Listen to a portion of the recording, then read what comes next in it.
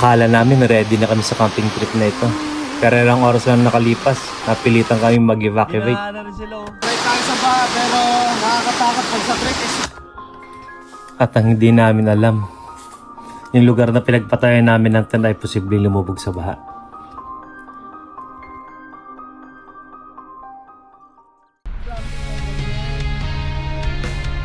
Nagsimula ang lahat sa isang magandang hapon.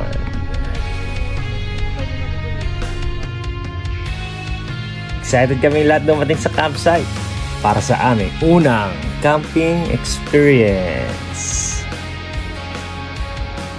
Dating ng gabi, para kami binati ng langit. Lumabas ang Milky Way. Napakalino at napakaganda.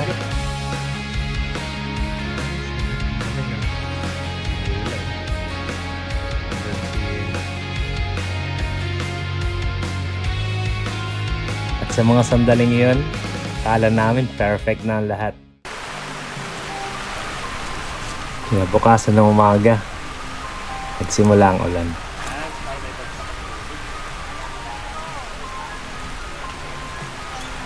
Sinasalo niya kasi no, bro.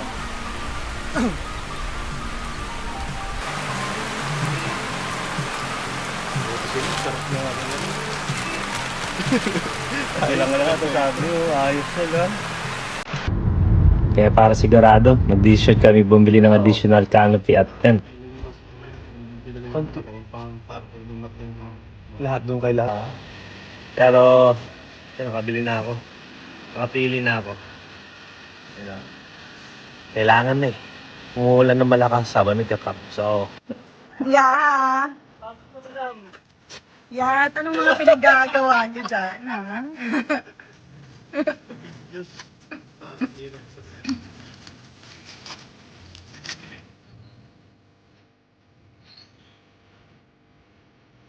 kala namin tapos na.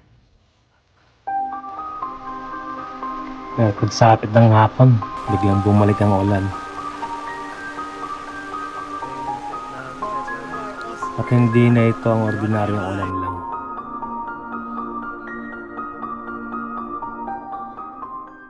Buti na lang bumili kami ng dagdag na gamit. Kaya kahit umuulan, makapagluto pa kami ng mainit na sopas. Nakakain pa ng maayos.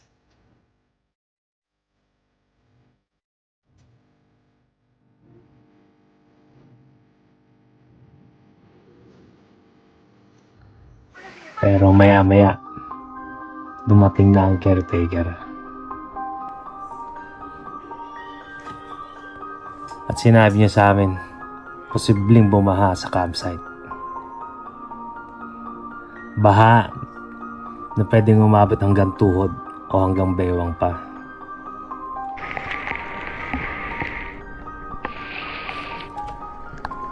At doon namin napagtanto, nasa pagitan kami ng mga bundok.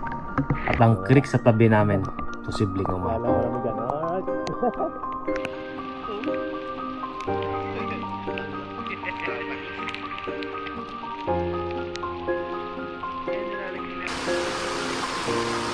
Diretso ang ulan hanggang sa dumilim. At sa gitna ng ulan at dilim, nagimpawe kami ng lahat ng gamit. Mamaya, ano? Buti na lang at desisyon kami umalis at hindi na kami nagdalawang isip.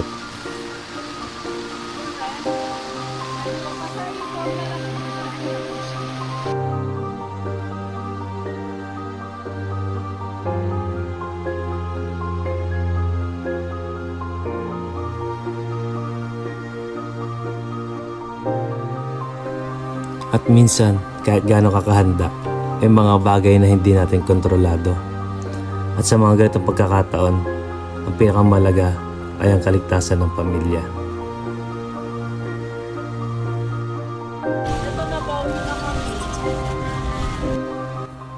At huwag kakalimutan, kapag may ibang plano ang Diyos, paalala niya sa iyo na hindi lahat ng bagay sa mundo ay kaya natin kontrolin at hawakan ng buo.